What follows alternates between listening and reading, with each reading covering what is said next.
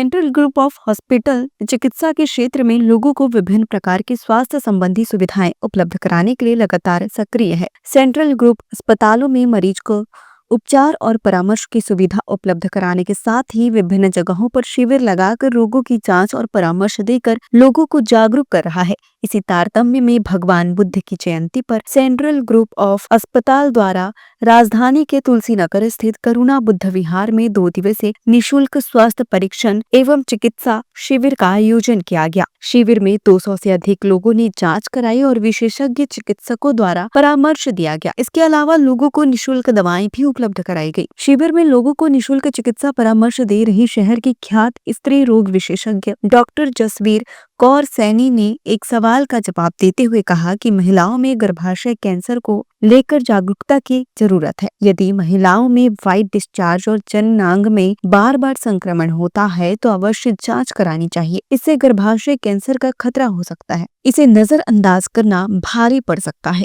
खास तौर पर गर्भाशय कैंसर का शुरुआत में पता चलने पर उपचार अधिक आसान होता है। डॉक्टर कौर ने कहा कि 40 वर्ष की उम्र के बाद महिलाओं को नियमित अंतराल में जांच अवश्य करानी चाहिए। साथ ही व्यायाम और खान पान पर ध्यान देना चाहिए। महिलाओं और पुरुषों को बराबर चपेट में ले रही है शुगर और बीपी की समस्याएं। डॉक्टर जसवीर कौर ने एक सवाल के जवाब में कहा कि शुगर और बीपी की बीमारियां महिलाओं और पुरुषों को बराबर चपेट में ले रही है। इसका प्रमुख कारण जीवन शैली और जेनेटिक भी हो सकता है, क्योंकि शुगर अनुवांशिक रूप से संतान को भी प्रभावित करती है।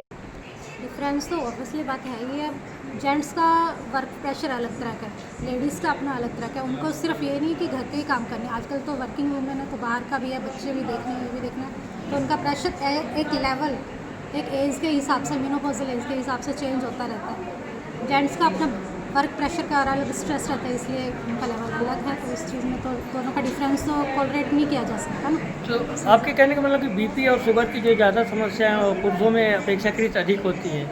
नहीं, ऐसा तो नहीं है कह सकते कि पुरुषों में ज़्यादा होती है। ये तो थोड़ा जेनेटिक फैक्टर भी जाते हैं ना, पेरेंट्स के ऊपर भी तो डिपेंड करता है ना। अगर आपके मतलब मैटरनल साइड या पैटर्नल साइड कोई इशू है तो वो आपके जेनेटिक उसमें भी जाएगा और रीज़न लगता है। जी जी। अच्छा, गायनेक ये जो समस्याएं आप देख रहे हैं मैडम, तो किस एज के बाद समस्याएं ज़्यादा शुरू हो जाती हैं? एज तो आजकल कोई एज रहा नहीं है। आजकल तो छोटे छोटे बच्चों को भी बहुत सारे दिखते हैं, क्योंकि हमारा एनवायरनमेंट चेंज, फूड, सारी हैबिट, सिटिंग, बच्चों की पहले बच्चे खेलते कूदते थे, आजकल सिटिंग ज़्यादा हो गई है। तो इस चक्कर में तो स्टार्टिंग से लेके और मेन 40 के बाद तो मोस्टली है ही है लेडीज़ में। जैसे जैसे मतलब उनका पीरियड्स बंद होने का टाइम होता है तो ये समस्याएं बढ़ ही रही हैं।